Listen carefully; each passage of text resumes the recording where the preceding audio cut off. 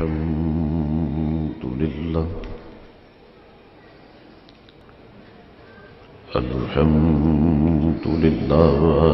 نحمده ونستعينه ونستغفره ونؤمن به ونتوكل عليه ونعوذ بالله من شرور أنفسنا ومن سيئات أعمالنا من يهده الله فلا مضل له ومن يضلله فلا هادي له ونشهد أن لا إله إلا الله وحده لا شريك له ونشهد أن سيدنا ومولانا محمدا عبده ورسوله أرسله بالحق بشيرا ونذيرا أما بعد فأعوذ بالله من الشيطان الرجيم بسم الله الرحمن الرحيم ولا تقولوا لمن يقتل في سبيل الله أموات بل أحياء ولكن لا تشعرون صدق الله مولانا العظيم وصدق رسوله النبي الكريم إن الله وملائكته يصلون على النبي يا أيها الذين آمنوا صلوا عليه وسلموا تسليما اللهم صل على سيدنا ومولانا محمد وعلى آل سيدنا ونبينا ومولانا محمد معدن الجود والكرم وآله وبارك وسلم صلاة وسلاما عليك يا سيدي يا رسول الله الصلاة والسلام عليك يا رسول الله وعلى آلك وصحابك يا حبيب الله شاست حسین بادشاست حسین شاست حسین بادشاست حسین دین است حسین دین پناست حسین سرداد ناداد دست در دست یزید حقا کے بنائے لا الہ است حسین قتل حسین اصل میں مرگ یزید ہے اسلام زندہ ہوتا ہے ہر کربلا کے بعد اور انسان کو بیدار تو ہو لینے دو ہر قوم پکارے گی کہ ہمارے ہیں حسین محمد مصطفیٰ کے باغ کے سب پھول ایسے ہیں محمد مصطفیٰ کے باغ کے سب پھول ایسے ہیں جو بن پانی کے تر رہتے ہیں مرجھایا نہیں کرتے اللہ تبارک و تعالی کی حمد و ثنا और दिल की गहराइयों से हुजूर रहमत आलम नूर मुजस्सम सल्लल्लाहु ताला अलैहि वालिहि वसल्लम की ज़ाते अथर पर दुरूद पाक पढ़ लेने के बाद बिरादरान इस्लाम, दुआ है अल्लाह करीम से कि अल्लाह करीम हम तमाम मुसलमानों के गुनाहों को माफ फरमाए और हम तमाम मुसलमानों को दीन मुबीन का नूर कामिल अता फरमाए। बिरादरान इस्लाम, इंसान को इस दुनिया में अशरफुल मखलूकात कहा जाता है, या यूं भी कह सकते हैं कि इंसान अशरफुल मखलूकात है। लेकिन याद रखिएगा कि जब इंसानियत इंसान से निकल जाती है, जब इंसानियत इंसान से दूर हो जाती है और जब इंसान इंसानियत को बुला देता है,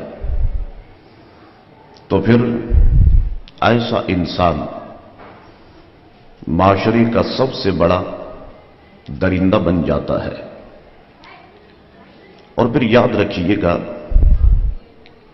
मैंने जानवरों और दरिंदों की मुताल्लिक जो जो कुतुब लिखी हैं, तकरीबन उन कुतुब का मुतालिया किया है कि लिखने वालों ने लिखा, माहिरीन हैवानात ने लिखा कि दरिंदा उस वक्त तक अपनी दरिंदगी का मुजाहरा करता है कि जब तक कि उसकी भूख बाकी होती है। जैसे ही उसकी भूख खत्म हो जाती है तो दरिंदा दरिंदगी का मुजाहरा करना खत्म कर देता है। लेकिन आज की महफिल में इस बात को जहन में रखिएगा कि जब इंसान दरिंदा बन जाता है तो फिर ऐसे दरिंदे की भूख कभी भी खत्म नहीं होती।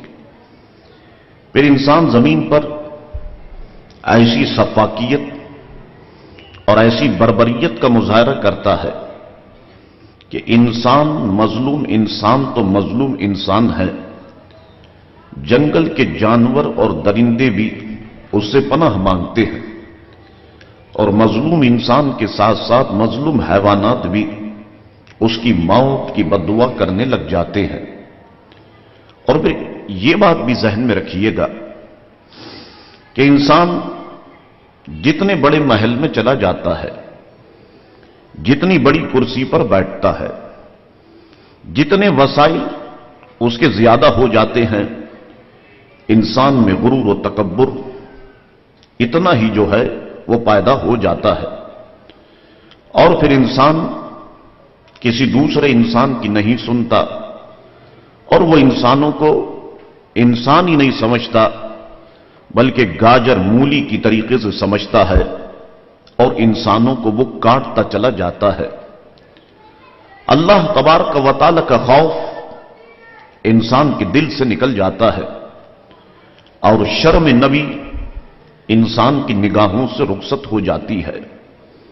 यही हाल यजीद का था और यही हाल उस वक्त यजीदियों का था कि इमाम आली मकाम और उनके रफाका को तो बड़ी बेदर्दी और बड़ी बेरहमी के साथ यजीदियों ने कत्ल किया, यजीदियों ने शहीद किया, यजीदियों ने ज़िबाह किया। और फिर मौरिखीन किराम लिखते हैं कि इमाम आली मकाम को शहीद करने के बाद, उनके रफाका को शहीद करने के बाद ऐसा नहीं है कि जो यजीदी दरिंदे बन चुके थे उनकी भूख मिट गई हो, ऐसा नहीं है, बल्कि उन्होंने ये सारी दरिंदगी का मुजाहरा करने के बाद अब इमाम आली मकाम और उनके रफाका कि जिनके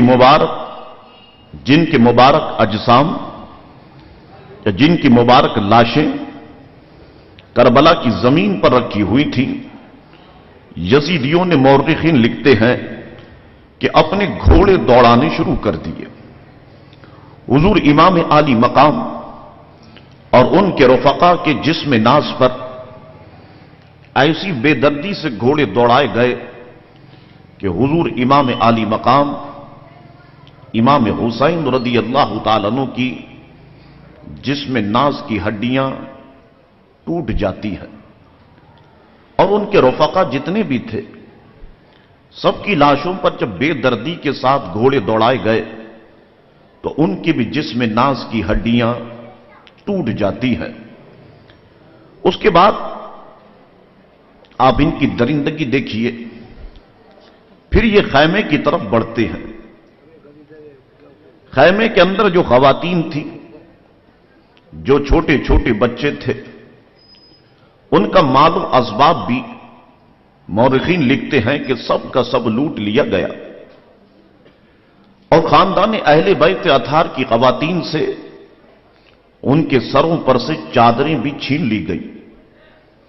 اس کے بعد یزیدیوں نے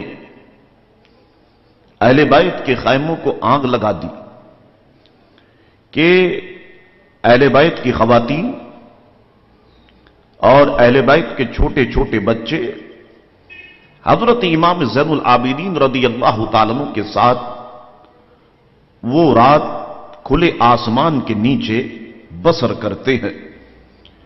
اس کے بعد مورخین لکھتے ہیں کہ امام عالی مقام امام حسین رضی اللہ تعالیٰ عنہ کا سر مبارک خولی بن یزید کے ساتھ کوفے میں گورنر ہاؤس عبداللہ ابن زیاد کے دربار میں بھیجا گیا. یہاں سے یہ سر ناز نکلتا ہے امام عالی مقام کا کوفے کی طرف، اور دوسری طرف یہ شمر وغیرہ بھی دوسرے جو رفقا تھے ان کے بھی سر ناز کو لے کر یہ کوفے کی طرف بڑھتے ہیں.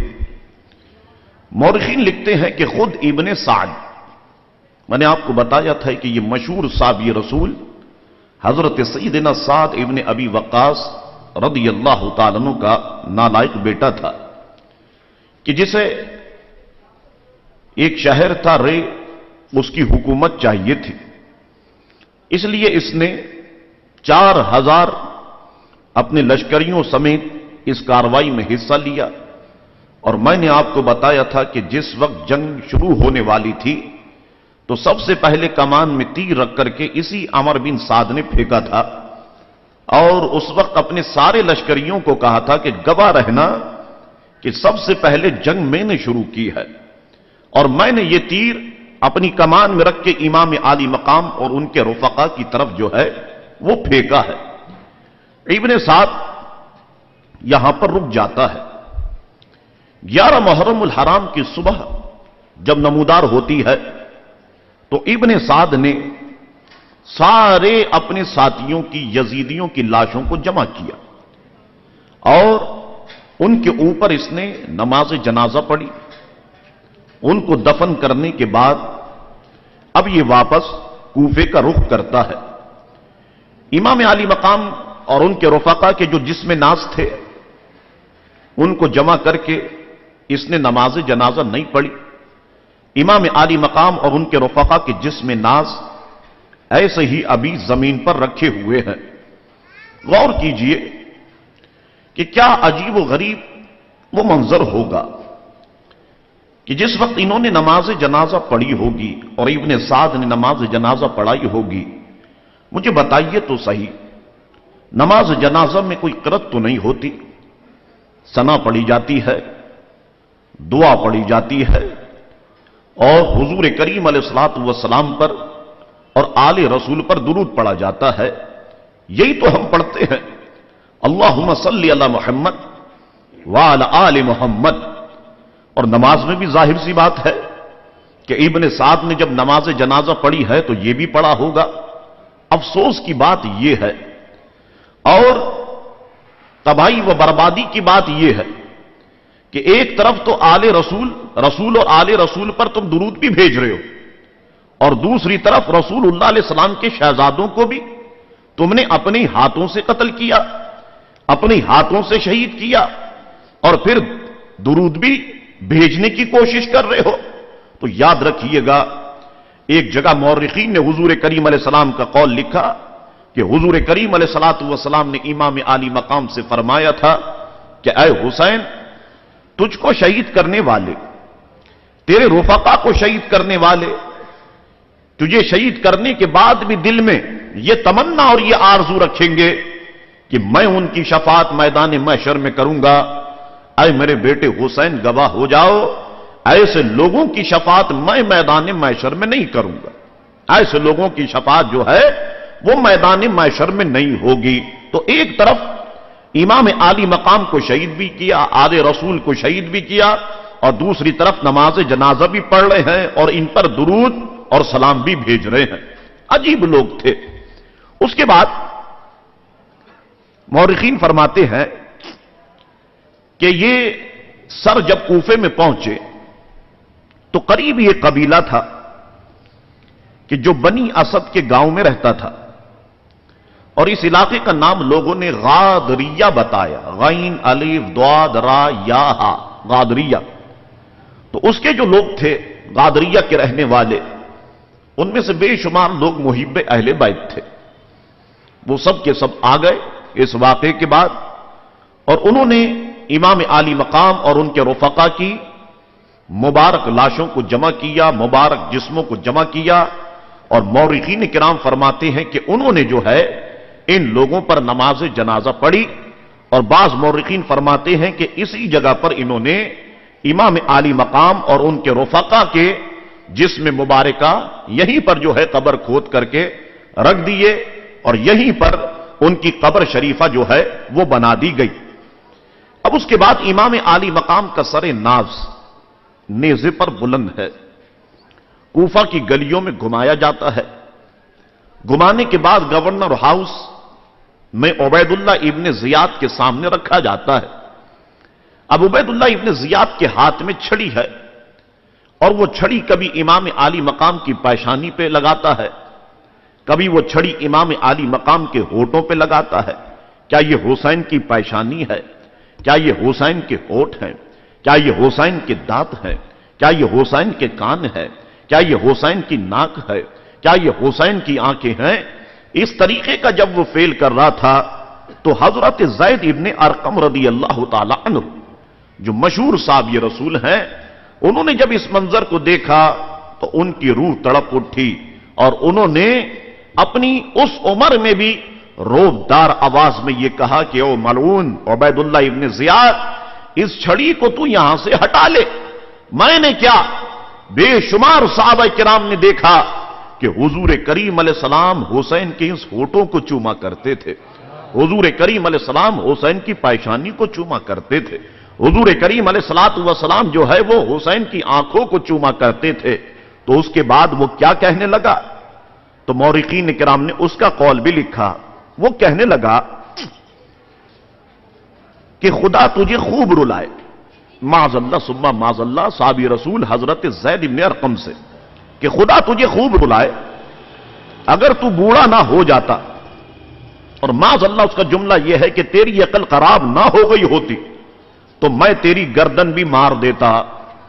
तो हजरत ज़ैद इब्ने अरकम रदी अल्लाह ताला अन्हु मौरिकीन किराम फरमाते हैं कि वहां से उठे और ये कहते हुए चले कि गुलाम ने गुलाम को हाकिम बना दिया, जिसने सारे बंदगान खुदा को अपना खाना जाद बना लिया। ऐ कौम अरब, आज से तुम सब गुलाम हो गए, तुमने फर्जंद रसूल को कत्ल किया और मरजाना के बेटे को अपना हाकिम बना लिया, जो अच्छों को कत्ल कर रहा है और बुरों को गुलाम बना रहा है। तुमने जिल्लत को गवारा कर लिया, और जो जिल्लत को गवारा करे उस पर अल्लाह तबारक व तआला की मार हो।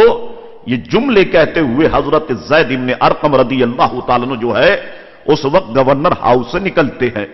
अच्छा, अब कूफे की एक बहुत बड़ी मस्जिद थी, उसमें यह ऐलान किया गया उस वक्त इब्ने जियाद की तरफ से कि सारे के सारे लोग उस मस्जिद में जमा हो जाएं। तो जितने भी यजीदी थे तकरीबन वो सब के सब जो है उस मस्जिद में जमा हो गए। गिनती के 4-5 आदमी ऐसे थे कि जो मुहिब्बे अहले बैत थे, वरना सारे यजीदी उस मजमे के अंदर मौजूद हैं। तो उस मजमे में इब्ने जियाद आया और मिंबर पर खड़े होकर के इसने तकरीर की, और तकरीर के इस अल्फाज को भी जो उसने कहे, उस अल्फाज को मौरिखीन ने अपनी अपनी किताबों में लिखे। वो कहने लगा मिंबर पर खड़े होकर कि अल्लाह का शुक्र है कि जिसने हक की और अहले हक की मदद की। अमीरुल मोमिनीन माज़ल्ला क्या कहता है, अमीरुल मोमिनीन यजीद बिन माविया और उनके साथियों को कामयाबी अता फरमाई और उनको फतह व नुसरत से सरफराज किया। और माज़ल्ला उसके जुमले सुनिए, नकले कुफ्र कुफ्र ना बाशद। कहने लगा कि कज़्ज़ाब इब्ने कज़्ज़ाब हुसैन बिन अली और उनके गिरोह को शिकस्त दी और उनको हलाक किया। माज़ल्ला सुम्मा माज़ल्ला, उसने इमाम आली मकाम को भी कज़्ज़ाब कहा और हजरत सैयदना अली करम अल्लाह वजुल करीम को भी जो है वो उसने कज़्ज़ाब कहा। तो अब मौरिखीन लिखते हैं कि यहां पर एक साहबी, यहां पर जो है एक साहब थे कि जो मुहिब अहले बैत, जो एक साहब जो मुहिब अहले बैत थे, उनका नाम था अब्दुल्ला इब्ने अफीफ अज़दी। वो यहां पर बैठे हुए थे और मौरिखीन किराम ने लिखा कि वो आंखों से नाबीना थे, लेकिन सारा सारा दिन और सारी सारी रात ये मस्जिद में ही बैठे रहते थे और अल्लाह तबारक व तआला का जिक्र और अज़कार करते थे। उन्होंने जब ये सुना कि कोई शख्स मिंबर पर खड़ा होकर ये कह रहा है कि कज़्ज़ाब इब्ने कज़्ज़ाब यानी इमाम आली मकाम को उसने झूठा कहा और हजरत अली करम अल्लाह वजुल करीम को जो है वो झूठा कह रहा है, तो अब इनसे रहा नहीं गया। गैरत ईमानी ने जोश मारा और ये खड़े हो गए और हाँफते और कांपते और गजबनाक अंदाज में कहने लगे, इब्ने मरजाना, तू ही कज़्ज़ाब इब्ने कज़्ज़ाब है। जिसने तुझे हाकिम बनाया वो भी कज़्ज़ाब है। मेरे हुसैन सच्चे, उनके वालिद सच्चे, उनके नाना सच्चे। तुम लोगों ने औलाद रसूल को बहाने से बुलाया और यहां पर बुलाने के बाद तुमने औलाद रसूल को यहां पर शहीद किया। और तुम लोग बातें करते हो तो सिद्दीकीन जैसी करते हो, तुम लोग बातें करते हो तो सच्चे लोगों जैसी करते हो। तुमने इमाम आली मकाम का खून बहाया, तुम्हें सुकून नहीं मिला। तुमने उनके रफ़क़ा का खून बहाया, तुम्हें जो है सुकून नहीं मिला। मौरिखीन किराम कहते हैं कि जब यहां पर हजरत अफीफ ने बरजस्ता ये जुमले या ये तकरीर की तो उबैदुल्लाह इब्ने ज़ियाद का चेहरा गुस्से के मारे सुर्ख हो गया। उसने अपने तमाम बॉडीगार्ड से कहा, सिपाहियों से कहा कि इस शख्स को गिरफ्तार करो। मगर उस वक्त मौरिखीन किराम फरमाते हैं कि यहां पर जो है उस वक्त अब्दुल्ला बिन अफीफ के कबीले वाले अक्सरियत में यहां पर मौजूद थे। चुनाचे वो आगे बढ़े और उन्होंने अब्दुल्ला इब्ने अफीफ को उबैदुल्लाह इब्ने ज़ियाद के कब्जे से जो है वो छुड़ा लिया। और उसके बाद उबैदुल्लाह इब्ने ज़ियाद जब यहां से निकला तो उसका गुस्सा ठंडा नहीं हुआ, बल्कि रात ही में अब्दुल्लाह इब्ने अफीफ को बुलाया और इनके भी जिस्म के उसने टुकड़े करा दिए। बाज़ मौरिखीन किराम ने लिखा कि इनको सूली पे लटका दिया गया बीच बाजार के अंदर। तो गोया यूं कह लीजिए कि इस तरीके से हौज़े कौसर पर एक और शहीद का इजाफा हो जाता है। इन्ना लिल्लाहि व इन्ना इलैहि राजिऊन, यहां पर जो है वो उनको शहीद कर दिया जाता है और सूली पे लटका दिया जाता है। अब इमाम आली मकाम का सर यजीदियों के हाथ में है और यजीदियों से कहा जाता है कि अब इसे ले जाओ दमिश्क में माज़ल्ला अमीरुल मोमिनीन यजीद बिन माविया के पास। अब यह सर लेकर के जब यजीदियों की जमात आगे की तरफ रवा दवा हुई, बढ़ने लगी, तो मौरिखीन लिखते हैं कि रास्ते में गिरजाघर आ गया। ईसाइयों का कलीसा, ईसाइयों का गिरजाघर यहां पर आ गया। कहते हैं कि जैसे ही ये गिरजाघर के पास पहुंचे तो गिरजाघर की दीवार पर यह लिखा हुआ था, आतरजु उम्मतुन कतलत हुसैना शफाअता जद्दिही यौमल हिसाबी, यानी जिन्होंने हुसैन को शहीद किया, क्या वो इस बात की उम्मीद रखते हैं कि उनके नाना जान कयामत में उनकी शफाअत करेंगे। जब ये यहां पर पहुंचे तो दीवार पर जो है ये शेर लिखे हुए थे, ये शेर लिखा हुआ था। अब ये बड़े परेशान हुए, गिरजाघर के राहिब को बुलाया, पादरी को बुलाया, पोप को बुलाया, कहा ये किसने लिखा है? उसने कहा मैं नहीं जानता, लेकिन मैंने अपने बड़ों से सुना है कि 500 साल पहले से ये शेर इस दीवार पर लिखा हुआ। 500 साल हो गए और ये शेर जो है इस दीवार पर लिखा हुआ है। اور بعض مورخین نے کرام نے کہا کہ وہ غیبی قلم سے جو ہے شعر جو ہے اس وقت وہاں پر لکھ دیا گیا تھا۔ برادران اسلام، اب پادری حیران ہے کہ نیزوں پر سر بلند ہے اور بڑے ہی چہرے جو ہے وہ بہت چمک رہے ہیں، بہت دمک رہے ہیں، تو اس نے ان سے پوچھ لیا کہ یہ کون لوگ ہیں، اور یہ چہرہ جو سب سے زیادہ چمک اور دمک رہا ہے یہ کن کا چہرہ ہے کہ جن کو تم نے کاٹ کر کے نیزے پر بلند کیا ہوا ہے؟ تو یزیدی کہنے لگے کہ یہ ہمارے نبی کے نواسے حسین کا سر ہے کہ جنہوں نے ہمارے خلاف لڑائی کی اور ہم نے ان کی گردن کو کاٹ کر جو ہے نیزے پر بلند کیا ہوا ہے، معاذ اللہ ثم معاذ اللہ۔ وہ راہب کہنے لگا عجیب لوگ ہو تم لوگ کہ تم نے اپنے نبی کے نواسے کو شہید کر دیا، اپنے نبی کے نواسے کی مبارک گردن کو تم نے تن سے جدا کر دیا، کیسے عجیب و غریب لوگ ہو؟ تو پھر مورخین کرام کہتے ہیں کہ وہ راہب کہنے لگا اچھا میں تمہیں 10,000 درہم دے دیتا ہوں، یہ 10,000 درہم تم لے لو اور ایک رات کے لیے یہ سر تم مجھے دے دو۔ انہوں نے کہا ٹھیک ہے، 10,000 درہم یہ دنیا کے پجاریوں نے لے لیے اور امام عالی مقام کا سر ناز جو ہے وہ اس راہب کو، اس پادری کو، اس پوپ کو دے دیا گیا۔ اب الفاظ سنیے، جب امام عالی مقام کا سر جو اس کے پاس آیا تو وہ راہب اپنے مخصوص کمرے میں امام عالی مقام کے سر کو لے کے گیا، پھر سر انور، چہرہ مبارک اور مقدس زلفوں اور داڑھی مبارک کے بالوں پر جو گرد و غبار اور خون وغیرہ جمع ہوا تھا اسے اس نے دھویا، عطر و کافور لگایا، بڑی تعظیم و تکریم کے ساتھ اپنے سامنے رکھ کر کے وہ زیارت کرنے لگ گیا، بڑی تعظیم و تکریم کے ساتھ اس نے اپنے سامنے رکھا اور وہ زیارت کرنے لگ گیا۔ اللہ تبارک و تعالی نے اس پر ایسا کرم فرمایا کہ نگاہوں کے سامنے سے سارے پردے ہٹ گئے۔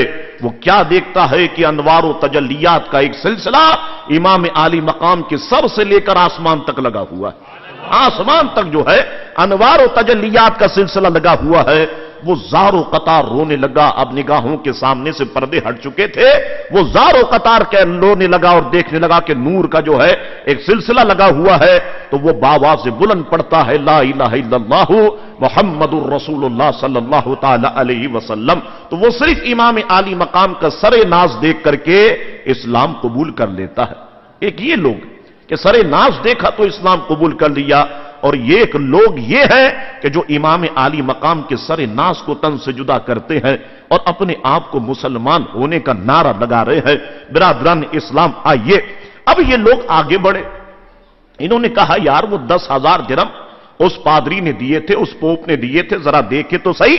چنانچہ جب 10,000 درہم کی تھیلی کھولی گئی تو وہ سارے درہم مٹی بن چکے تھے، وہ سارے درہم جو ہے مٹی بن چکے تھے، اور ان درہموں پر لکھا ہوا تھا ظالم جو کرتے ہیں اللہ تبارک و تعالی کو اس سے غافل نہ جانو۔ یہ قرآن کی آیت ہے کہ ظالم جو کرتے ہیں تو اللہ تبارک و تعالی کو اس سے غافل نہ جانو۔ اور ایک تحریر یہ بھی لکھی ہوئی تھی کہ ظلم کرنے والے ان قریب جان لیں گے کہ وہ کس کروٹ پلٹا کھائیں گے۔ یہ دو تحریریں، یعنی دو یہ قرآن مجید و فرقان حمید کی آیتیں جو ہے وہ اس پر تحریر تھیں۔ برادران اسلام، اب یہ امام عالی مقام کا سر دمشق کی طرف رواں دوا ہے، پیچھے اہل بیت ہے، اور حضرت امام زین العابدین بیمار، جو اس وقت بیمار تھے، حضرت امام زین العابدین آگے آگے ہے۔ اب اہل بیت اطہار کی خواتین کو جن سواریوں پر بٹھایا گیا ہے ان پر زین نہیں ہے، یعنی آپ نے دیکھا ہوگا جب بندہ گھوڑے پر یا اونٹ پر بیٹھتا ہے تو باقاعدگی سے یوں سمجھ لیجئے کہ ایک طریقے کا بستر جو ہے اس پہ لگایا جاتا ہے، وہ نہیں لگایا گیا، بلکہ گھوڑوں کی ننگی پیٹوں پر جو ہے ان مقدس افراد کو بٹھایا گیا، ان مقدس خواتین کو اس پر بٹھایا گیا۔ اب یہ امام عالی مقام کا سر ناز آگے آگے ہے، اور اہل بیت کی خواتین اور حضرت امام زین العابدین اور چھوٹے بچے جو ہے یہ پیچھے پیچھے ہیں۔ اب سر دمشق پہنچنے والا ہے، اس کی اطلاع یزید کو مل چکی تھی، چنانچہ یزید کے حکم سے پورے دمشق کو سجایا جاتا ہے، اور گانے باجے ڈھول تماشے جو ہے وہ بجنا شروع ہو جاتے ہیں۔ اللہ اکبر۔ یہاں پر ایک صحابی رسول کسی تجارتی معاملات کو نمٹانے کے لیے آئے ہوئے تھے، اور ان کا نام مورخین نے لکھا کہ حضرت سہل رضی اللہ تعالی عنہ، یہ تجارت کے لیے یہاں پر آئے ہوئے تھے، اور انہیں اس واقعے کی کوئی بھی خبر نہیں تھی۔ چنانچہ جب انہوں نے دیکھا کہ آج خلاف معمول میں تو ہر مرتبہ آتا ہوں یہاں تجارت کے لیے، آج دمشق کو کیوں سجایا جا رہا ہے، ہر آدمی باجے کیوں بجا رہا ہے؟ یہ بڑے حیران ہوئے۔ انہوں نے کسی سے پوچھ لیا کہ یہ تم لوگ عجیب و غریب آج حرکت کیوں کر رہے، یہ خوشی کا اظہار کیوں ہے؟ تو وہ یزیدی خبیث کہنے لگ گئے کہ اللہ تبارک و تعالی نے امیر المومنین یزید کے باغی، معاذ اللہ امام عالی مقام کو باغی کہا اور اسے امیر المومنین کہا، امیر المومنین یزید کے باغی کو اللہ تبارک و تعالی نے معاذ اللہ جو ہے کیفر کردار تک پہنچا دیا ہے۔ وہ ہمارے امیر المومنین سے لڑنے کی کوشش کر رہے تھے اور ہم نے ان کو جو ہے وہ قتل کر دیا ہے۔ اب یہ بڑے حیران ہو جاتے ہیں کہ کہاں حضرت امام عالی مقام کے حضور ان سے اتنی محبت کریں اور کہاں حضور کے کلمہ پڑھنے والے چند لوگوں نے امام عالی مقام کو جو ہے وہ شہید کر دیا، ان کی گردن ناز کو جسم ناز سے جو ہے وہ جدا کر دیا۔ اب ان کی آنکھوں میں آنسو نمودار ہو جاتے ہیں۔ برادران اسلام، اب حضرت سہل فرماتے ہیں کہ میں نے دیکھا کہ نیزے پر ایک سر آ رہا تھا، خدا کی قسم بالکل چہرہ مصطفیٰ کریم علیہ السلام کے چہرے کی طرح تھا، چمک دمک رہا تھا، اور میں پہچان گیا کہ یہ امام عالی مقام امام حسین رضی اللہ تعالیٰ عنہ کا چہرہ مبارکہ ہے۔ اب حضرت سہل آگے بڑھتے ہیں، آگے بڑھنے کے بعد انہوں نے دیکھا کہ کچھ خواتین بھی جو ہے پیچھے ہیں، اب یہ رونے لگ گئے، گڑ گڑانے لگ گئے۔ خواتین نے جب دیکھا کہ یہ صاحب رو رہے ہیں، باقی سارے لوگ خوشی کا اظہار کر رہے ہیں، تو حضرت سکینہ رضی اللہ تعالی عنہا نے، مورخین کرام فرماتے ہیں کہ حضرت سکینہ ہی تھی، ان سے پوچھ لیا کہ آپ کون ہیں؟ تو انہوں نے کہا کہ میں آپ کے نانا جان نبی کریم علیہ الصلوۃ والسلام کا صحابی ہوں۔ آپ یہاں کس لیے آئے؟ میں یہاں تجارت کے لیے آیا، اور اس واقعے سے میں جو ہے بالکل لا علم تھا کہ مجھے یہاں پر آن کر کے پتا چلا، میں آپ کی کیا خدمت کر سکتا ہوں؟ انہوں نے پوچھا تو حضرت سکینہ نے فرمایا آپ ایسا کریں کہ ان سے کہہ دیں کہ امام عالی مقام کا سر ناز جو ہے وہ ذرا دور لے جائیں تاکہ لوگوں کی نظریں ہم پہ نہیں پڑیں۔ لوگوں کی نظریں ابھی امام عالی مقام کے سر پہ پڑ رہی ہیں اور پیچھے ہم پہ پڑ رہی ہیں، تو لوگوں کی نظریں ہم پر نہ پڑیں۔ برادران اسلام، تو یہاں پر حضرت سہل رضی اللہ تعالی عنہ نے جو ہے 400 درہم ایک یزیدی کو دیے اور کہا کہ امام عالی مقام کے سر ناز کو جو ہے تم آگے کر دو۔ برادران اسلام، تو ماننا پڑے گا کہ محرم کے دنوں میں گانے بجانا، محرم کے دنوں میں علاقوں کو سجانا، یاد رکھیے گا یہ حسینی طریقہ نہیں ہے بلکہ یہ یزیدیوں کا طریقہ ہے۔ آج جو لوگ یہ کام کرتے ہیں، خدا کے لیے میں ایسے لوگوں سے کہوں گا اگر ان کا تعلق مسلک حق اہل سنت والجماعت سے ہے تو خدا کے لیے اس کام سے جو ہے باز آ جائیے۔ میں نے دیکھا ہے اس محرم الحرام میں بھی کہ ہمارے سنی اچھے خاصے یا رسول اللہ کہنے والے اور مسلک رضا کا نعرہ لگانے والے جب حلیم پکانے بیٹھتے ہیں تو ماتموں کی کیسٹ بجانا شروع کر دیتے ہیں۔ عجیب و غریب حال ہو گیا ہم سنیوں کا کہ ایک طرف ماتم بھی جو ہے وہ چل رہا ہے، ایک طرف حلیم بھی گوٹی جا رہی ہے، اور پھر عجیب و غریب حال یہ ہے کہ ساری رات حلیم گوٹنے کے بعد نماز بھی فجر کی جماعت کے ساتھ ادا نہیں کی جاتی۔ جماعت تو دور کی بات ہے، گھر میں بھی جو ہے وہ نماز کا اہتمام نہیں کیا جاتا، بس حلیم بانٹ کر کے خوش ہو جایا جاتا ہے کہ بس جناب ہم نے محرم منا لیا، امام عالی مقام کی جو ہے وہ نیاز کر دی۔ کاش کہ تم نے امام عالی مقام کی سیرت سے کچھ سیکھا ہوتا کہ وقت آخر ہے، میدان کربلا ہے، امام عالی مقام نے اس وقت بھی نماز نہیں چھوڑی، اس وقت بھی نماز نہیں چھوڑی۔ اور میں یہاں پر آپ کو بتاؤں کہ میدان کربلا میں حسین نے ایک ایسی نرالی نماز پڑھی ہے کہ جہاں نہ وضو ہوتا ہے، نہ غسل ہوتا ہے، نہ تیمم ہوتا ہے، معبود کی چوکٹ ہوتی ہے اور بندے کا سر ہوتا ہے، یاد رکھیے گا۔ اور پھر امام کی نرالی نماز میں آپ کو بتاؤں، امام کی نرالی نماز کا یہ حال ہے، امام اگر سلام پھیر دیتے تو نماز میدان کربلا میں ختم ہو جاتی۔ امام نے سلام پھیرا ہی نہیں ہے، امام کی نماز انشاءاللہ صبح قیامت تک جاری رہے گی، صبح قیامت تک جو ہے وہ امام عالی مقام کی نماز جاری رہے گی۔ تو برادران اسلام یاد رکھیے گا، محرم کے ایام میں ڈول تماشے علاقوں کو سجانا یہ ہم سنیوں کا شیوا نہیں ہے۔ خدا کے لیے جب سنی ہو تو اپنے سنی ہونے کا جو ہے وہ ثبوت پیش کرنا چاہیے۔ ہم جو ہیں وہ ہیں، ہم سنی ہیں، ہم سنی ہیں۔ ہمارا شیعوں کے ساتھ اٹھنا بیٹھنا، ان کی کیسٹیں بجانا، یا دیوبندیوں کے ساتھ اٹھنا بیٹھنا، یا اہل حدیث کے ساتھ اٹھنا بیٹھنا، یاد رکھیے گا یہ سب کا سب ہمارے نزدیک ناجائز اور ہمارا حرام ہے۔ ہمارا جو مسلک ہے ہم اس مسلک پر ہمیں قائم و دائم رہنا چاہیے۔ دعا کریں کہ اللہ تعالی ہم سنیوں کو اس پر جو ہے وہ استقامت عطا فرمائے۔ برادران اسلام، اب امام عالی مقام کا سر ناز جو ہے، اب یزید کے سامنے ٹیبل پر رکھا ہوا، اور یزید مالون نے بھی وہی حرکت کی کہ جو ابن زیاد نے کی تھی، وہ بھی چھڑی اٹھائی اس نے اور امام عالی مقام کی پیشانی مبارکہ پہ لگانے لگ گیا، ہونٹوں پہ لگانے لگ گیا، مبارک کانوں پہ لگانے لگ گیا، ناک پہ لگانے لگ گیا۔ تو یہاں پر بھی ایک صحابی رسول موجود تھے، حضرت ابو برزہ رضی اللہ تعالیٰ عنہ۔ انہوں نے جب اس منظر کو دیکھا تو یہ تڑپ اٹھے اور یزید سے کہنے لگ گئے کہ ملعون، تو اپنے ہونٹوں، اپنی چھڑی کو اس ہونٹوں سے ہٹا لے۔ میں نے سینکڑوں بار دیکھا، سینکڑوں بار میں نے دیکھا، سینکڑوں بار میں نے زیارت کی کہ مصطفیٰ ان ہونٹوں کو چوسا کرتے تھے، اور تو ہے ملعون کہ اپنی ناپاک چھڑی کو جو ہے امام عالی مقام کے لبہائے مبارکہ سے لگا رہا ہے۔ برادران اسلام، اب یہاں پر یہ عجیب و غریب کیفیت جو ہے وہ طاری ہوتی ہے۔ اس کے بعد یزید نے حضرت نعمان بن بشیر کو بلایا رضی اللہ تعالیٰ عنہ، مشہور صحابی رسول ہے۔ میں نے آپ کو کہا تھا کہ جب مسلم ابن عقیل گئے تھے کوفہ کی طرف تو اس وقت یہ کوفہ کے گورنر تھے، یزید نے ان کو معزول کر دیا تھا اور ان کی جگہ پر ابن زیاد کو گورنر کوفہ جو ہے وہ مقرر کیا تھا۔ اب یزید نے جب ان کے دل میں اہل بیت کی محبت دیکھی تو حضرت نعمان بن بشیر کو بلایا، اور بلانے کے بعد یزید نے کہا آپ ان سے محبت کرتے ہیں، یہ جو قافلہ ہے، اب جو بچا کچا قافلہ ہے، میری خواہش اور میری تمنا یہ ہے کہ یہ آپ کی قیادت میں اب مدینہ شریف رواں دواں ہو جائے۔ چنانچہ امام عالی مقام کا سر ناس اور امام عالی مقام کے جو اہل بیت تھے، یہ سارے لوگ سمیت جو ہے اب قافلہ حضرت نعمان ابن بشیر رضی اللہ تعالیٰ عنہ کی قیادت میں مدینہ شریف کی طرف جو ہے وہ رواں دواں ہوتا ہے۔ جب یہ مدینہ شریف کی طرف رواں دواں ہونے لگا تو یزید مالون نے حضرت سیدنا امام زین العابدین رضی اللہ تعالیٰ عنہ کو بلایا اور کہا کہ یہ کام میرا نہیں ہے، یہ کام تو ابن زیاد مالون نے کیا۔ اگر امام عالی مقام میرے پاس آ جاتے یا ان کو وہ ادھر بھیج دیتا تو میں ضرور ان کے ساتھ صلح کر دیتا، یہ کام میرا نہیں ہے۔ مالون جب یہ کام تیرا نہیں ہے تو نے ابن زیاد کو سزا کیا دی؟ تو نے خولی بن یزید کو کیا سزا دی؟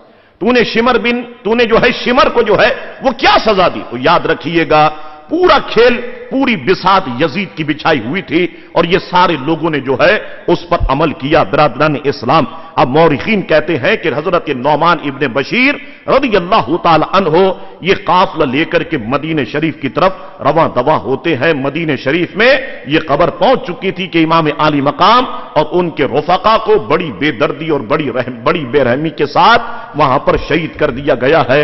اب یہ سارے لوگ قافلے کے انتظار میں تھے۔ حضرت محمد بن حنفیہ، ام المومنین حضرت ام سلمہ اور دیگر جو خاندان کی عورتیں تھیں یہ سب بھی اس وقت باہر آ گئی تھی، اور جس وقت یہ قافلہ مدینہ شریف پہنچتا ہے ایک عجیب و غریب کیفیت پورے مدینہ شریف میں تھی۔ حضرت امام زین العابدین رضی اللہ تعالیٰ عنہ جنہوں نے یہ سارا منظر اپنی آنکھوں سے دیکھا ہوا تھا، ابھی تک تو وہ خاموش تھے، لیکن جیسے ہی حضور کے روضے کو دیکھا اب خاموشی کے بندھن ٹوٹ گئے اور کہنے لگ گئے اے میرے پیارے دادا جان۔ بس یہ الفاظ حضرت امام زین العابدین رضی اللہ تعالیٰ نے کہے اور ایک عجیب و غریب کوہرام جو ہے وہ بپا ہو جاتا ہے۔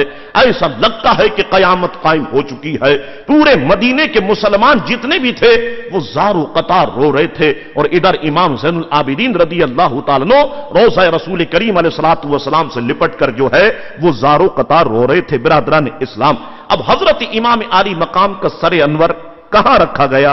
تو مورخین فرماتے ہیں کہ اس میں اختلاف ہے۔ مشہور یہ ہے کہ اسیران کربلا کے ساتھ یزید نے آپ کے سر مبارک کو مدینہ طیبہ روانہ کیا، جو حضرت سیدہ فاطمہ الزہرا رضی اللہ تعالی عنہا اور حضرت سیدنا امام حسن رضی اللہ تعالیٰ عنہ کے پہلو میں جو ہے وہ رکھا گیا آپ کا سر مبارکہ۔ تو ایک قول مورخین کرام نے جو ہے وہ یہ بیان کیا ہے۔ اب آئیے، امام عالی مقام جب تک زمین پر ظاہری طور پر حیات تھے یزید کی آزادیوں کے لیے سب سے بڑی رکاوٹ تھے۔ وہ جانتا تھا کہ میں علل اعلان پوری دنیا کے اندر یا جہاں پر میری حکومت ہے یہ برائی کو میں نہیں پھیلا سکوں گا، مگر جب اس نے امام عالی مقام اور ان کے رفقا کو شہید کیا اب وہ بالکل بے لگام ہو گیا۔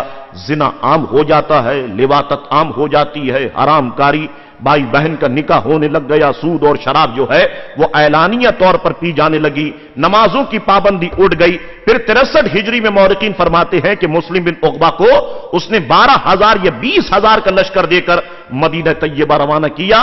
ये लश्कर यजीद का मदीना तैयबा आता है। यहां पहुंचने के बाद इन्होंने वो तूफान बदतमीजी बर्पा किया कि अल अमान वल हफीज के मदीना शरीफ की जो पाक औरतें थी इनको अपने ऊपर 3 दिन के लिए हलाल कर दिया गया। इनको अपने ऊपर जो है वो 3 दिन के लिए हलाल कर लिया गया। उसके बाद सरकार करीम अलैहिस्सलाम के सरकार करीम अलैहिस्सलाम के मिंबर शरीफ के बराबर में घोड़े बांधे गए, सवारियां बांधी गई मस्जिद नबवी में, जानवर बांधे गए मस्जिद नबवी में कि जिन जानवरों ने पेशाब किया, जिन जानवरों की नजासत की वजह से पेशाब के छींटे मिंबर रसूल पर पड़ते हैं और पूरी मस्जिद नबवी के अंदर जो है वो घोड़े दौड़ाए जाते हैं। बिरादरान इस्लाम, उसके बाद इन्होंने ये समझा कि अब हमें कोई रोकने वाला नहीं है, अब हमें कोई टोकने वाला नहीं है।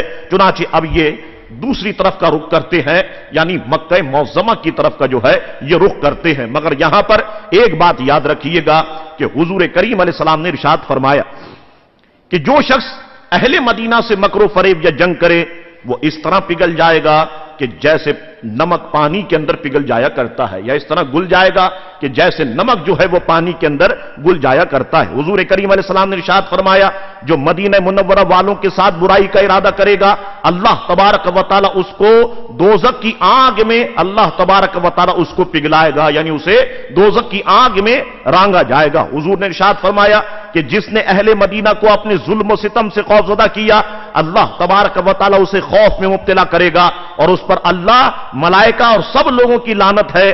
कयामत तक अल्लाह तबारक व तआला ना उनकी फर्ज इबादत को कबूल फरमाएगा और ना उनकी नवाफिल इबादत को जो है वो कबूल फरमाएगा। बिरादरान इस्लाम, यहां पर मुस्लिम इब्ने उक़बा ने यह काम किया 20,000 लश्कर के साथ। माज़अल्लाह मस्जिद नबवी शरीफ की जो है वो तौहीन की गई और इसी तरीके से बेशुमार लोगों को यहां पर भी जो है वो कत्ल किया गया, मदीने शरीफ को जो है वो रंगीन किया गया। तो यहां पर कहते हैं मौरिखीन के एक साहब थे कि जिनका नाम अब्दुल्ला था, ये इनकी वालदा ज़ईफ थी, तो मुस्लिम इब्ने उक़बा ने इनको भी बुलाया। जब इनकी वालदा छुड़ाने के लिए आई कि मेरे बेटे को छोड़ दो, मुस्लिम इब्ने उक़बा ने इस बुजुर्ग खातून के सामने ही उनके बेटे की गर्दन तन से जुदा कर दी और उस खातून के हाथ में दे दी कि जाओ हमने तुझे छोड़ दिया, क्या यह बड़ी बात नहीं है? तो उस खातून की जुबान से निकल गया कि तू देखेगा कि मैं तेरी लाश को जो है वो जलाऊंगी, यानी जमाना देखेगा, दुनिया देखेगी कि मैं तेरी लाश को जलाऊंगी, लोग देखेंगे कि मैं तेरी लाश को जलाऊंगी। चुनांचे मुस्लिम इब्ने उक़बा जब मक्के शरीफ की तरफ बढ़ने लगा कि मक्के शरीफ के अंदर जो है वो जुल्म सितम का बाजार गर्म किया जाए और इस तरीके से दीगर मामलात जिस तरीके से मदीने शरीफ में हुए हैं इस तरीके के मामलात माज़अल्लाह मक्के शरीफ में किए जाएं, तो रास्ते में इसका इंतकाल हो गया, इसे दफना दिया गया। उस बूढ़ी औरत को जब पता चला कि जिसने ये कसम उठाई थी कि मुस्लिम इब्ने उक़बा अगर मुझे मौका मिल गया तो मैं इसकी लाश को जलाऊंगी, तो इनको बताया गया कि मुस्लिम इब्ने उक़बा का इंतकाल हो गया और उसकी लाश फलानी जगह पर जो है उसकी कब्र है। चुनांचे ये खातून वहां पे आई, अपने कबीले वालों से कहा इसकी कब्र को खोलो। जब कबीले वालों ने कब्र को खोला तो क्या देखते हैं, उसके गले में एक अज़दा लपटा हुआ, उसकी नाक को चूस रहा, गले के अंदर अज़दा लपटा हुआ उसकी नाक को चूस रहा है। उस औरत ने कहा नहीं, मैंने तो कसम उठाई है कि मैं इसकी लाश जलाऊंगी, पांव की तरफ से इसे खोलने की कोशिश करो। जब पांव की तरफ से खोला गया तो उस जगह पर भी एक अज़दा लपटा हुआ पांव की तरफ से चूस रहा था। लोगों ने कहा अल्लाह ताला ने इसे सजा दे दी है, ए खातून अब चलो। उसने कहा नहीं, मैंने तो जो है ये कसम उठाई है। उसके बाद उसने 2 रकत नमाज नफिल पढ़ी और कहा अल्लाह तबारक व तआला मैंने ये कसम उठाई है। चुनांचे उसके बाद एक डंडी से मौरिखीन ने कहा, एक डंडी ऊपर वाले अज़दे पर लगाई जाती है, नीचे वाले अज़दे पे, वो दोनों चले जाते हैं। तो इस औरत ने मुस्लिम इब्ने उक़बा को कब्र से निकाला और सबके सामने इसने मुस्लिम इब्ने उक़बा की लाश को जलाया। इस औरत की कसम जो है वो यहां पर पूरी होती है। उसके बाद ये मुस्लिम इब्ने उक़बा इसका तो इंतकाल हो गया। अब यजीद ने हसीन बिन नुमैर को जो है उस लश्कर का सिपह सालार मुकर्रर कर दिया। अब ये मलून भी आगे बढ़ता है, इसके पास पत्थर फेंकने की उस दौर के अंदर एक यूं समझे मशीन होती थी जिसे मंजनीक कहा जाता था। उसके जरिए से जो है इसने उस मंजनीक को, उस मशीन को उस दौर के अंदर जो कहलाती थी वो जिस तरीके की भी थी, ابو قبیس پہاڑ پر جو ہے وہ نصب کر دیا اور اس نے کعبے شریف پر پتھر برسانے شروع کر دیے کہ حرم شریف کا صحن مبارکہ پتھروں سے بھر گیا اور اس کے صدمے سے مسجد حرام کے ستون ٹوٹ گئے. مورخین لکھتے ہیں کعبے شریف کی دیواریں شکستہ ہو گئیں، کعبے شریف کی چھت گر گئی، شامی پتھر برسانے کے ساتھ روئی گندک اور رال کے گولے بھی بنا کر اور جلا کر پھینکنے لگے، جس سے خانہ کعبہ میں آگ لگ گئی، اس کا غلاف جل گیا اور وہ دمبا جو حضرت سیدنا اسماعیل علیہ السلام کے فدیے میں قربانی کے لیے لایا گیا تھا، اس وقت اس کے سینگ جو ہے وہ کعبہ شریف کے اوپر موجود تھے، لوگوں نے تبرک کے طور پر رکھے ہوئے تھے. جب یہ آگ لگی تو اس کے ساتھ وہ جو سینگ تھے وہ بھی محفوظ نہیں رہے. حرم شریف کے باشندے گھر سے ان کا نکلنا دشوار ہو گیا. 2 ماہ تک وہ سخت مصیبت کے اندر رہے. یا شامی لشکر کعبہ شریف کی بے حرمتی کرنے لگا. ادھر کیا ہوتا ہے؟ ادھر 15 ربیع الاول 64 یا 66، 15 ربیع الاول، بعض مورخین نے کہا 64، بعض نے کہا 66، مگر معتبر قول جو ہے وہ 64 ہی کا ہے کہ 64 ہجری کو 39 سال کی عمر میں یزید وہاں پر ہلاک ہو جاتا ہے. اب یہاں پر حضرت عبداللہ ابن زبیر رضی اللہ تعالیٰ عنہ نے زمام حکومت کو سنبھال لیا تھا اور لوگ ان کے ہاتھ پہ مکے شریف میں جو ہے وہ بیعت ہونے لگ گئے تھے. تو عبداللہ ابن زبیر نے یہاں پر ان یزیدی لشکر سے لڑائی کی اور لڑائی 3-4 دن تک جاری رہی. عبداللہ ابن زبیر کو یہ پیغام ملتا ہے یزید ملعون کا انتقال ہو گیا ہے، مگر یزیدیوں نے کہا کہ شاید یہ جھوٹ بول رہے ہوں گے. اس کے بعد کسی یزیدی نے آ کے ان کو خبر پہنچا دی کہ واقعی یزید کا انتقال ہو گیا ہے. اب ان کے حوصلے یہاں پر کم پڑ جاتے ہیں اور یہاں پر حضرت عبداللہ ابن زبیر نے یہ سارے لشکریوں کو گھیر کر کے جو ہے وہ قتل کر دیا یا سارے لشکریوں کو گھیر کے جو ہے وہ مارا. یہ سب کے سب لوگ جو ہے یہاں پر ہلاک ہو گئے اور کچھ جب یہاں سے بچ کر کے جانے لگے تو حضرت عبداللہ ابن زبیر رضی اللہ تعالیٰ عنہ نے، مورخین فرماتے ہیں کہ ان کا بھی جو ہے وہ مقابلہ کیا. تو یزید پلید کچھ 3 برس اور 7 مہینے کی حکومت اس نے کی اور اس کے بعد یزید پلید کا دور جو ہے وہ اپنے اختتام کو پہنچتا ہے. برادران اسلام، اب یزید کی موت کے بعد یزید کا ایک بیٹا، مورخین نے کہا کہ وہ نیک تھا کہ جس کا نام معاویہ اس نے رکھا تھا، وہ اقتدار پہ آتا ہے اور اقتدار پر بیٹھنے کے بعد بعض نے کہا کہ وہ 4 مہینے بیٹھا رہا، بعض نے کہا کہ وہ 6 مہینے بیٹھا رہا، مگر اپنے والد کے جو کارنامے جو اس نے یزید نے کیے تھے اس سے نفرت کرتا تھا. اس کے بعد بیمار ہی یہ بیٹا رہا 6 مہینے کے عرصے تک اور اپنا جانشین بھی اس سے کہا گیا کہ آپ کسی کو مقرر کر دے. تو وہ کہنے لگا جب مجھے اقتدار میں مزہ نہیں آیا تو میں کسی اور کو کیا مزہ آئے گا. چنانچہ اس کا انتقال ہو جاتا ہے. اس نے کسی کو بھی جو ہے وہ خلیفہ متعین نہیں کیا. اس کے بعد حضرت عبداللہ ابن زبیر رضی اللہ تعالیٰ عنہ کے ہاتھوں پر اب بیعت کرنے والے مسلمانوں کی تعداد میں جو ہے وہ اضافہ ہو جاتا ہے اور حضرت عبداللہ ابن زبیر رضی اللہ تعالیٰ عنہ کا لشکر جو ہے یہ آگے بڑھنا شروع ہو جاتا ہے. اب آئیے، اب کہتے ہیں کہ عبد الملک کے زمانے میں مختار بن عبید ثقفی یہ کوفے میں اقتدار پر بیٹھ گیا. مختار بن عبید ثقفی، اس کو تسلط حاصل ہوا تو جیسے ہی اقتدار اس نے سنبھالا تو اس نے پہلا جو خطبہ دیا اس میں اس نے اعلان کیا کہ جس نے حسین کو شہید کیا، جس نے خط لکھا، جس طریقے سے بلایا، امام مسلم کو جس نے شہید کیا، ان کے بیٹوں کے شہادت میں جس کا ہاتھ ہے، جو اس میں ملوث ہے امام عالی مقام کو بلانے میں، میں کسی کو بھی نہیں چھوڑوں گا اور سب کو جو ہے میں قتل کر دوں گا، کوئی ایک بھی میرے ہاتھ سے نہیں بچے گا. چنانچہ اب مختار کو یہاں پر غلبہ حاصل ہوا اور پہلے ہی دن اس نے کہا کہ کل میں ایک ایسے شخص کو قتل کروں گا کہ لوگ حیران ہو جائیں گے. اب جیسے اس نے یہ کہا کہ کل میں ایک ایسے شخص کو قتل کروں گا کہ لوگ حیران رہ جائیں گے تو اس کے پاس ایک شخص بیٹھا ہوا تھا، وہ پہچان گیا کہ عمر بن سعد کو یہ قتل کرے گا. اب یہ عمر بن سعد کا نمبر ہے. چنانچہ وہ اس وقت تو گھر چلے گئے مگر رات کو جا کر کے عمر بن سعد کو پیغام دیا، اے عمر بن سعد اب لگتا یہ ہے کہ تیرا وقت آخر آ گیا ہے. اس نے کہا نہیں، یہ جو ہے مختار بن عبید ثقفی یہ تو میرے بچپن کا دوست ہے، یہ کیسے مجھے قتل کرے گا. چنانچہ جیسے ہی دوسرا دن آتا ہے جو مختار بن عبید ثقفی نے کہا تھا کہ میں جس کو قتل کروں گا لوگ حیران رہ جائیں گے، چنانچہ اس نے اپنی لشکریوں کو بھیجا. لشکری گئے، جانے کے بعد یہ عمر بن سعد کو اٹھا کر کے لانے کی کوشش کرتے ہیں مگر اس کا بیٹا آ گیا. بیٹے سے کہا مختار نے، بتاؤ تمہارا باپ کہاں ہے جس کو رے کی حکومت چاہیے تھی؟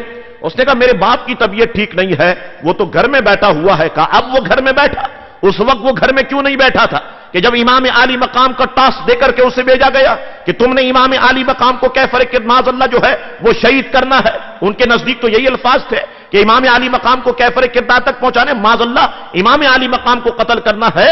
اس وقت وہ کہاں بیٹھا ہوا؟ اس وقت تو یزیدیوں کا ذہن اور یزیدیوں کی سوچ اس وقت تو یہی تھی۔ چنانچہ اس کا بیٹا کہنے لگا نہیں ابھی میرا باپ بیمار ہے۔ چنانچہ مختار نے اپنے سپاہی بھیجے، وہ اسے پکڑ کر کے لائے، اور پکڑ کے لانے کے بعد مختار نے کہا اس ملعون کی میرے سامنے گردن اڑا دی جائے کہ اس نے امام عالی مقام کو جو ہے وہ تکلیف دینے کی کوشش کی، اور سب سے پہلا تیر اس نے امام عالی مقام کی طرف پھینکا تھا، اور اس نے کہا تھا کہ دیکھو جنگ شروع کرنے والا میں شخص ہوں، اس کو سب سے پہلے قتل کیا جائے۔ چنانچہ سپاہی آگے بڑھے اور اس کے سر کو تن سے جو ہے وہ جدا کر دیا جاتا ہے۔ اب اس کے بیٹے سے پوچھا مختار نے تو کیا کہتا ہے؟ وہ کہنے لگا جب باپ نہیں رہا تو مجھے بھی زندہ رہنے کا جو ہے وہ فائدہ نہیں ہے۔ مختار نے کہا تو نے سچ کہا، اس کا بھی گردن اڑا دو۔ چنانچہ اس کی بھی گردن اڑا دی گئی۔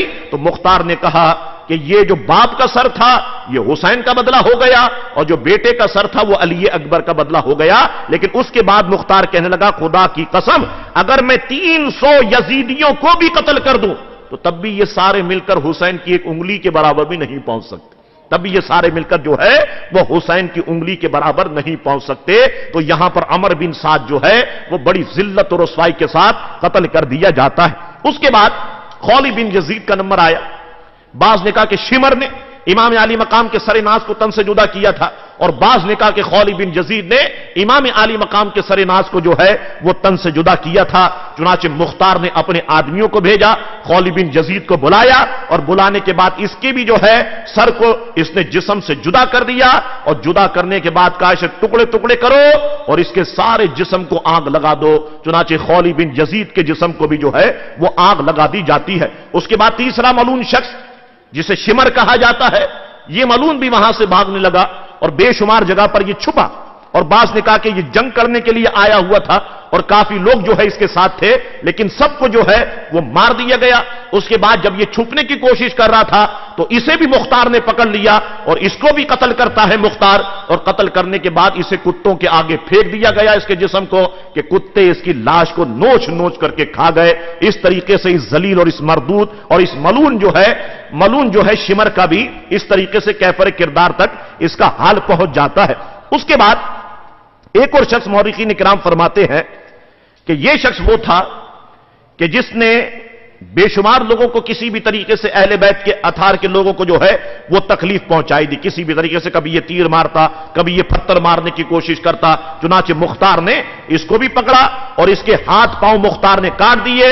ہاتھ پاؤں کاٹنے کے بعد اس کے جسم کو ایسے ہی چھوڑ دیا کہ اب تیرا حال جو ہے میرے نزدیک یہی بہتر ہے۔ اس کے بعد ایک شخص تھا کہ جس کو کہا گیا حکیم بن طفیل، یہ وہ بدنصیب انسان مورخین کرام فرماتے ہیں کہ اس نے حضرت عباس علمدار رضی اللہ تعالیٰ عنہ کے لباس کو اتارا تھا میدان کربلا، معاذ اللہ ثم معاذ اللہ، لباس کو اتارا تھا، ان کے اسلحے پر جو ہے اس نے قبضہ کر لیا تھا۔ چنانچہ مختار نے کہا اسی طریقے سے کیا جائے، چنانچہ اس کے بھی لباس کو اتار دیا گیا اور اسے بھی تیر مار مار کر کے جو ہے مختار نے انجام تک پہنچا دیا۔ اس کے بعد ایک اور شخص جس کا نام عمر بن صبی یا سبی تھا، باز کہتے ہیں کہ یہ امام عالی مقام کو اس نے تیر سے زخمی کیا تھا، تو مختار نے اس کو بھی بلایا اور اس کو بھی ایک جگہ پہ کھڑا کیا گیا اور اس پر بھی تیر کی بارش ہوتی ہے اور اس کو بھی کیفر کردار تک پہنچا دیا۔ ایک اور شخص کہ جس کا نام زید بن رقات تھا، یہ وہ شخص تھا کہ جس نے حضرت مسلم ابن عقیل کی پیشانی پہ تیر مارا، تو مسلم ابن عقیل تیر کو روکنے کے لیے اپنے ہاتھ کو جیسے ہی آگے لے کے آئے تھے تو تیر ہتھیلی پار کرتا ہوا مسلم ابن عقیل کی پیشانی میں جو ہے وہ پیوست ہو گیا تھا۔ ہزار کوشش کے باوجود وہ تیر وہاں سے نہیں نکلتا تھا۔ چنانچہ مختار نے کہا اب اس کو بھی اسی طریقے سے ٹھکانے لگایا جائے، تو اس کو بھی کھڑا کیا جاتا ہے اور اس پر بھی جو ہے وہ نیزوں سے اسے چھنی کیا جاتا ہے یا تیروں سے جو ہے مختار نے اسے چھنی کیا اور وہ بھی اپنے کردار تک پہنچ گیا۔ سب سے بڑا ملعون شخص کہ جس کا نام عبید اللہ ابن زیاد ہے، مختار نے اس کو بھی پکڑا، یہ جنگ کرنے کے لیے آیا تھا۔ مورخین نے لکھا کہ 30,000 فوج اس کے ساتھ تھی، تو مختار نے اپنے ایک آدمی کو بھیجا کہ جس کا نام ابراہیم بن مالک تھا، اسے اپنی فوج دے کر کے بھیجا۔ ابراہیم بن مالک نے اس کے لشکر پر جو ہے وہ قبضہ کیا، سارے فوجیوں کو کیفر کردار تک پہنچایا، اور اس کے بعد یہ عبید اللہ ابن زیاد یہ بھی 67 ہجری میں جو ہے وہ مارا جاتا ہے۔ اب عجیب حال دیکھیے، وہ کسی نے کہا تھا کہ عدل و انصاف फकत हश्र पर मौकूफ नहीं, अदल इंसाफ फकत हश्र पर मौकूफ नहीं, जिंदगी भी उसकी सजा देती है। चुनाचे आइए, अब ये इब्ने जियाद मलून का सर जो है इब्राहिम ने जिस्म से जुदा किया, कूफे भेजा गया। कूफे में जब ये मुख्तार के पास पहुंचा तो सामने उसी तख्त पे रखा जाता है कि जहां इस मलून ने इमाम आली मकाम के सर नाज को रखा हुआ था। चुनाचे यही हाल उबैदुल्लाह इब्ने जियाद का होता है। अब देखिए मुख्तार ने कितने अच्छे काम किए। सारे इमाम आली मकाम के जितने भी दुश्मन थे, जिस किसी ने जिस तरह से भी जो है वो इसमें हिस्सा लिया था, मुख्तार ने सबको कैफरे किरदार तक पहुंचा दिया। और उसके बाद मुख्तार ने नबूवत का दावा कर दिया, कहने लगा मैं नबी हूं, माज़अल्लाह सुम्मा माज़अल्लाह। हजरत अब्दुल्ला इब्ने जुबैर ने जब ये सुना कि इस मालून ने ये दावा किया है तो हजरत अब्दुल्ला इब्ने जुबैर ने अपने लश्कर को भेजा। रमजान मुबारक 67 हिजरी के अंदर ये मुख्तार इब्ने उबैद को हजरत अब्दुल्ला इब्ने जुबैर रदी अल्लाह तआला ने इसे भी जो है वो कैफरे किरदार तक पहुंचा दिया। तो जितने भी लोग जिस हवाले से शामिल थे वो कैफरे किरदार तक पहुंच गए। अब आइए, मौरिकीन किराम ने जो बातें लिखी हैं और बिखरी बिखरी, मैं उसे भी आपकी खिदमत में पेश कर देता हूं। कहते हैं कि अबू शेख फरमाते हैं कि एक मजलिस में कुछ लोग बैठे हुए आपस में ये बातें कर रहे थे कि हजरत इमाम हुसैन के कत्ल में जिसने भी किसी तरह की कोई मदद की वो मरने से पहले किसी न किसी आजाब में जरूर मुब्तला हुआ। तो एक बूढ़ा जो उस मजलिस में बैठा हुआ था उसने कहा मैंने भी मदद की थी मगर मेरे पर तो कोई भी आजाब नहीं आया। इतना कहना था कि वो चिराग दुरुस्त करने के लिए खड़ा हुआ तो चिराग ने बूढ़े को अपनी आंख की लपेट में ले लिया, उसका सारा बदन जल गया, यहां तक कि वो आंख को बुझाने के लिए दरियाए फरात के अंदर कूद पड़ा मगर पानी ने भी आंख को नहीं बुझाया। वो जल जल करके जो है वहीं पर जो है वो कैफरे किरदार तक पहुंच जाता है। इमाम बागदी ने कहा कि एक शख्स जो लश्कर यजीद के साथ था मगर इसने किसी को कत्ल नहीं किया था, वाक़े करबला के बाद वो अंधा हो गया। उससे इसका सबब दरियाफ्त किया गया तो उसने कहा कि मैंने हुजूर करीम अलैहिस्सलाम को ख्वाब में देखा कि आस्तीन मुबारक चढ़ाए हुए और हाथ में नंगी तलवार लिए हुए हुजूर के सामने एक चमड़ा बिछा हुआ है, 10 कातिलीन हुसैन ज़िबा किए हुए पड़े हैं।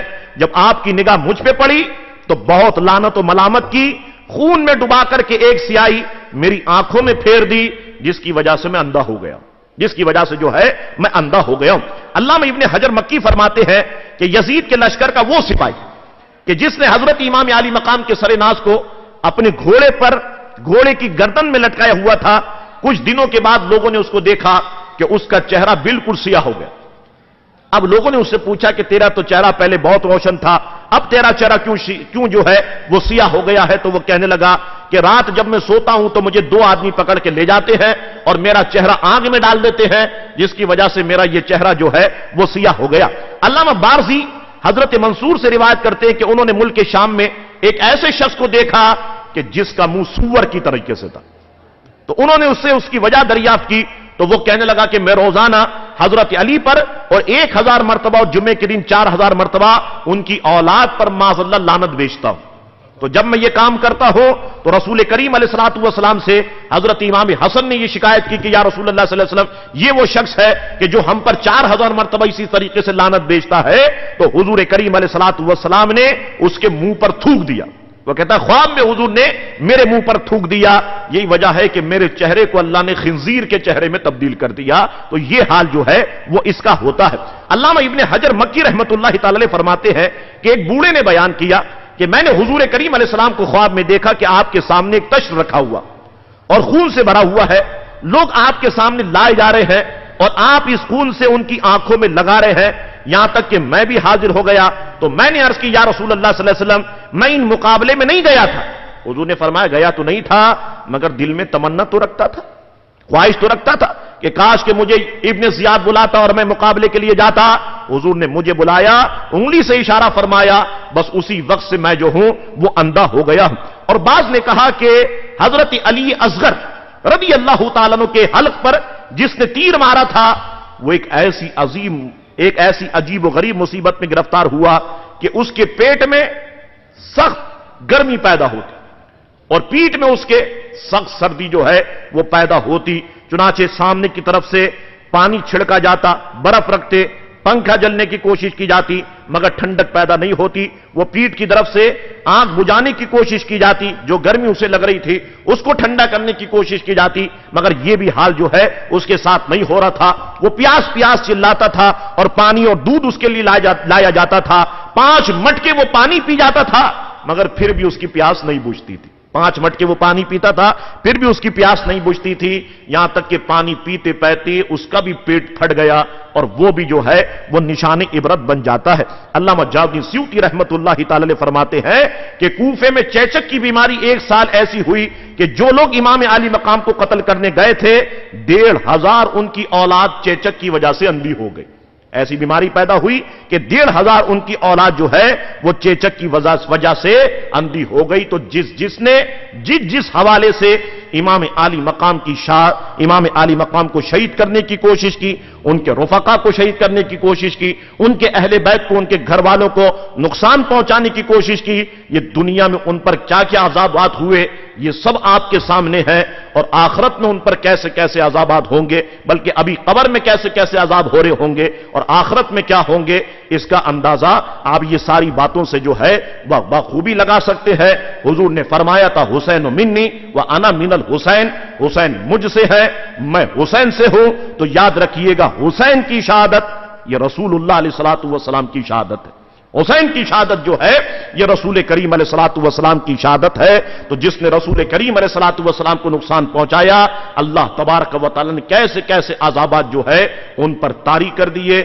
اللہ تبارک و تعالی سے دعا ہے کہ مولا کریم ہم سے ہر وہ کام لے لے کہ جس میں تو راضی ہو جائے, تیرا پیارا محبوب کریم علیہ السلام راضی ہو جائے اور محبوب کے اہل بیت راضی ہو جائے. ہماری زبانوں کی حفاظت فرما اور اس زبانوں کو گستاخی سے بچا, اس زبانوں کو غلط الفاظ اپنے منہ سے نکالنے سے بچا. اے اللہ ہم سنیوں کی حفاظت فرما, اے اللہ ہمارے گھروں کی حفاظت فرما, ہماری ماؤں بہنوں کی عزت و آبرو کی حفاظت فرما. یہی باتیں تھیں جو مورخین نے بکھری بکھری بیان کی, جس کو میں نے سمیٹ کر کے آپ کی خدمت میں پیش کر دیا. اللہ تبارک و تعالی میرا اور آپ کا حامی و ناصر ہو. اگر زندگی رہی تو انشاءاللہ تعالی آئندہ سال ملاقات ہوگی. کھڑے ہو جائیے اور صلاۃ و سلام پر دعا ہوگی. کھڑے ہو جائیے.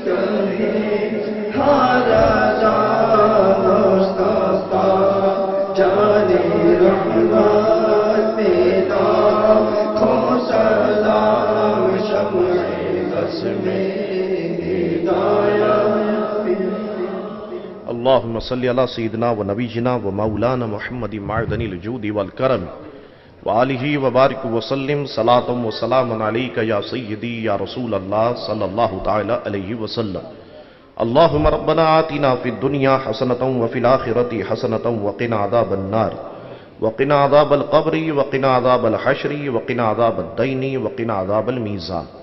مولا کریم آج کی حاضری کو اپنی بارگاہ میں قبول و منظور فرما۔ اے اللہ تبارک و تعالی ہمارے بکھرے ہوئے علماء کو ایک پلیٹ فارم پہ جمع کر دے، بکھری ہوئی عوام اہل سنت کو ایک پلیٹ فارم پہ جمع کر دے۔ مولا سنیوں کو قوت عطا فرما، مولا سنیوں میں طاقت عطا فرما، سنیوں میں یکجہتی عطا فرما، سنیوں میں پیار عطا فرما، سنیوں میں محبت عطا فرما، سنیوں میں الفت عطا فرما۔ ایک سنی مسلمان کو دوسرے سنی مسلمان کی عزت کرنے کی توفیق عطا فرما، بڑے کو چھوٹے پر شفقت کرنے کی توفیق عطا فرما، اور چھوٹوں کو بڑوں کی عزت کرنے کی توفیق عطا فرما۔ اے اللہ ہر وہ کام لے لے جس میں تو راضی ہو جائے، تیرا محبوب راضی ہو جائے، ہر اس کام سے بچا لے جس میں تو ناراض ہوتا ہو، تیرا محبوب ناراض ہوتا ہو۔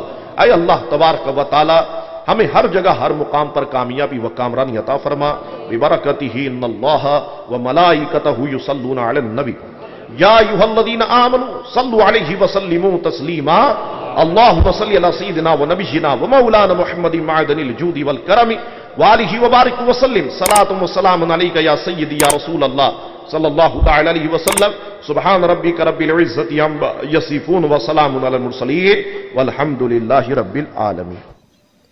یہ پروگرام آپ کی خدمت میں محمد جبران نقشبندی کی جانب سے پیش کیا جا رہا ہے، اور دیگر سینکڑوں موضوعات پر بیانات سننے کے لیے میرے یوٹیوب چینل ایم جبران کو سبسکرائب کریں۔ شکریہ۔